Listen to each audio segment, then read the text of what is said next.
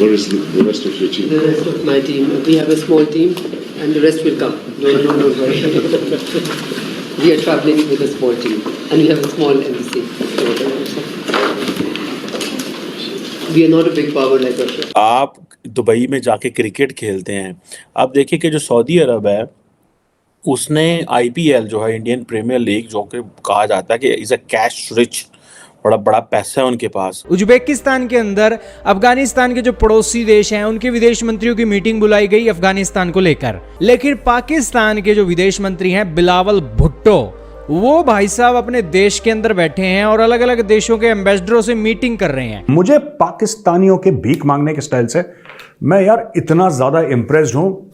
I love you Shahbaz शरीफ, मतलब you are a king, तुम राजा हो यार, तुम राजाओं की तरह भीख मांगते हो। लेकिन क्या होता है, रशिया के विदेश मंत्री के साथ उनकी मीटिंग होती है और उस मीटिंग के अंदर रशिया के विदेश मंत्री कहते हैं कि भाई साहब आपकी टीम कहाँ है। फिर सब वो रशिया के विदेश मंत्री है वो हंसने लग जाते हैं कि यार ये क्या जवाब हुआ।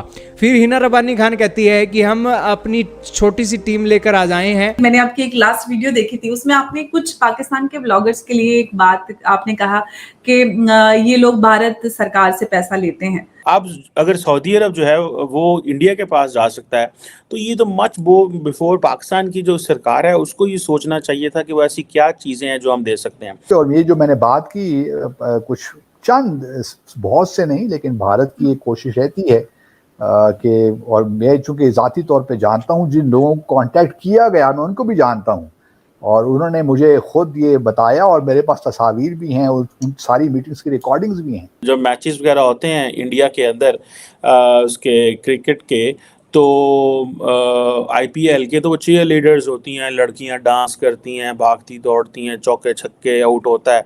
पाकिस्तान तो वो भी नहीं कर सकता क्योंकि इस्लामिक मुल्क है।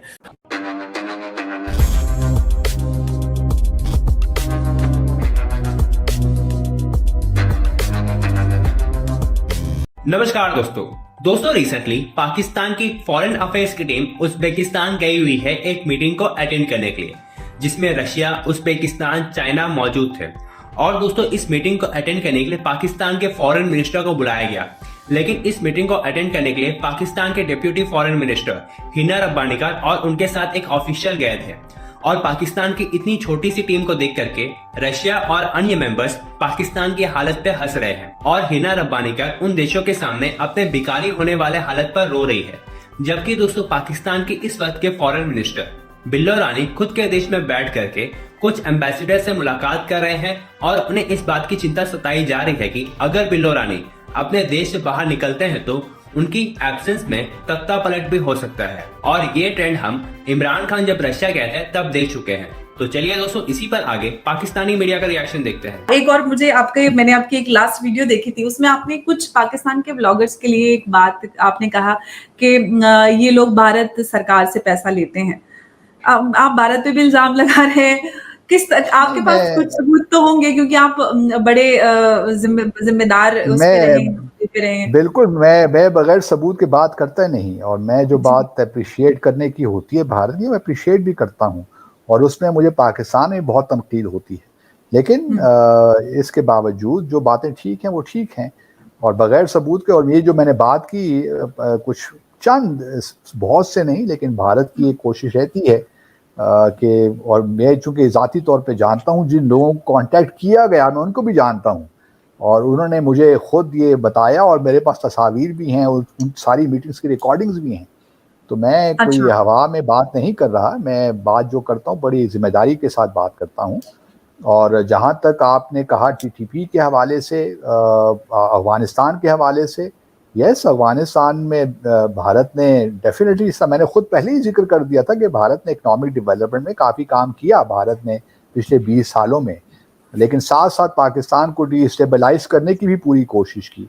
और हमारे पास सबूत हैं, शवाहिद हैं। कमांडर कुलभूषण जाधव ने बड़े, और फिर अभी कल जो एक इंटरव्यू आया गवर्नर सत्यपाल मलिक साहब का, वो भी आपने देखा होगा कि पुलवामा में किस तरह क्या हुआ और किस तरह सरकार, मोदी सरकार ने उसको कहा कि इसकी बात अब मत कीजिए, खामोश रहिए। तो ये सारी चीज़ें जो अब सामने आ रही हैं आहिस्ता आहिस्ता, और हम उम्मीद करते हैं कि भारत अपने जो पाकिस्तान पॉलिसी है उसको ठीक करेगा। पाकिस्तान पॉलिसी और कश्मीर पॉलिसी, ये दो बड़ी इंपॉर्टेंट चीज़ें हैं, ये आपस में जुड़ी हुई हैं। क्योंकि मेरे अपने तजुर्बे की बुनियाद पे मैं ये बात बड़े वसूख के साथ कह सकता हूँ कि जब तक जम्मू और कश्मीर का तनाज़ा नहीं हल होगा, पाकिस्तान और भारत के दरमियान कभी भी ताल्लुकात ठीक नहीं हो सकते। ये बात आप मेरी नोट कर लीजिए। ये मेरा अपना एक्सपीरियंस मुझे बताता है, मेरी अपनी असेसमेंट मुझे बताती है। इसलिए भारत ने जो 5 अगस्त 2019 को इक़दामात लिए वो बहुत ही गैर आइनी थे, बल्कि भारत की अपनी सुप्रीम कोर्ट की रूलिंग के ख़िलाफ़ थे। अगर आप भारत की सुप्रीम कोर्ट की रूलिंग देखिए 4 अप्रैल 2018 की, उसमें बड़े वाज़ेह तौर पे भारत की सुप्रीम कोर्ट ये कहती है कि जो आर्टिकल 370 है, जो जम्मू और कश्मीर का स्पेशल स्टेटस है, वो परमानेंट है, उसको ना तब्दील किया जा सकता है ना ख़त्म किया जा सकता है। तो जब आप इस किस्म के इक़दामात लेंगे तो किस तरह बाहमी एतमाद आ सकता है, किस तरह हम नॉर्मलाइजेशन की तरफ जा सकते हैं। मैं आपसे पूछता हूँ कि क्या इन हालात में कोई नॉर्मलसी आ सकती है जब आप इस किस्म के इक़दामात लेंगे जो आपके अपने आइन के ख़िलाफ़ हैं, कश्मीरियों की उमंगों के ख़िलाफ़ हैं, UN सिक्योरिटी काउंसिल की करारदादों के ख़िलाफ़ हैं, शिमला एग्रीमेंट के ख़िलाफ़ हैं जो पाकिस्तान के साथ आपने 1972 में किया। तो किस तरह ये मामलात आगे चलेंगे, मुझे आप बता दीजिए, मैं आपसे सवाल पूछता हूँ। सर, कश्मीर की जब बात आती है तो ये बात तो हम सब जानते हैं कि कश्मीर तो भारत का ही है। अगर आप किसी को लीगली ऑक्यूपाई कर लें तो वो आपका नहीं हो जाता। अगर मेरा घर है उसमें आप मेरे ड्राइंग रूम में आप आके कब्जा कर लें, आपके ड्राइंग रूम में मैं कब्जा कर लूं तो वो मेरा नहीं हो जाता है, जबकि प्रॉपर्टी आपके नाम पे या मेरे नाम पे है। तो जबकि हम जानते हैं कि महाराजा रंजीत सिंह के साथ क्या मुआहदा हुआ था, सब जानते हैं कि भारत के साथ उन्होंने ये मुआहदा किया था। बावजूद उसके पाकिस्तान ने कश्मीर में सबसे पहले, जब भारत और पाकिस्तान का विभाजन हुआ, सबसे पहले वहां पर कबाइलियों के भेस में उन्होंने आर्मी को भेजा।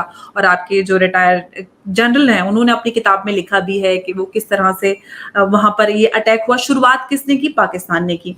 भारत कभी भी पाकिस्तान को लेकर उन्होंने किसी भी अटैक की, वॉर की या कोई भी इस तरह की शुरुआत नहीं की है। भारत ने हमेशा रिश्ते बेहतर करने की बात कही है।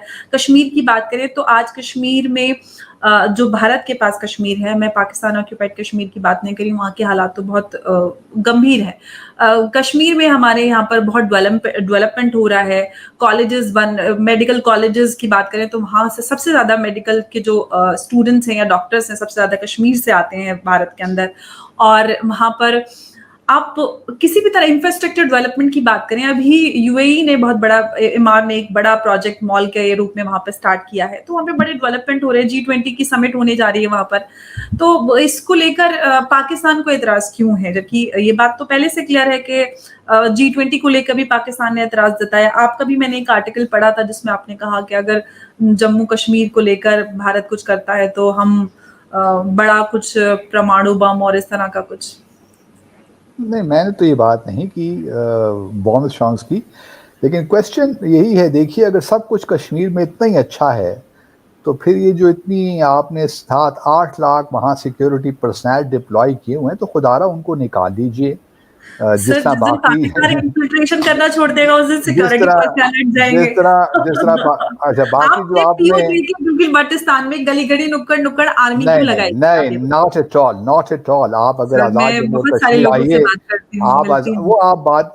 आप आजाद जम्मू कश्मीर तशरीफ लाइए, मैं आपको दौरा करवाऊंगा वहाँ का। आप आइए वहाँ देखिए, कोई कंपैरिजन ही नहीं है मकबूजा जम्मू और कश्मीर को आजाद जम्मू और कश्मीर का।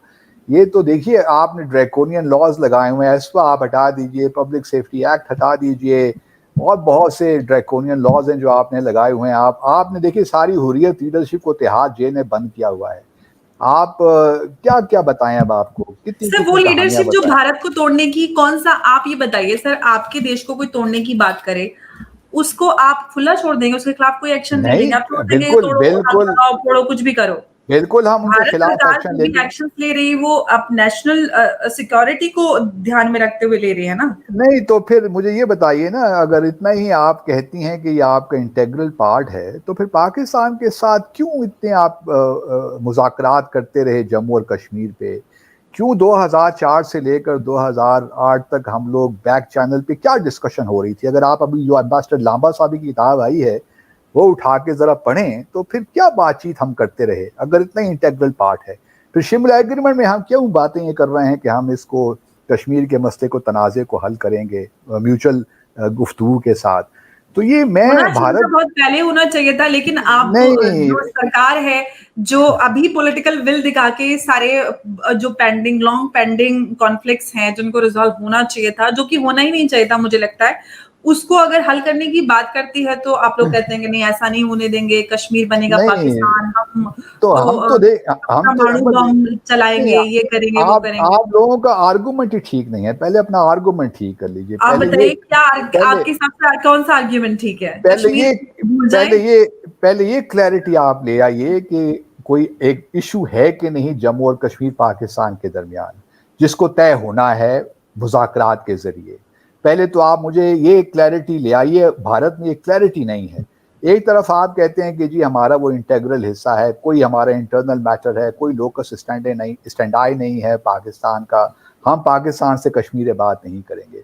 दूसरी तरफ आप अगर देखिए तो पिछले कितने दहाइयों से हम कश्मीर बातचीत भी कर रहे हैं, उसको सॉल्व करने की कोशिश भी कर रहे हैं, मुख्तलिफ फार्मूला भी सामने आए हैं,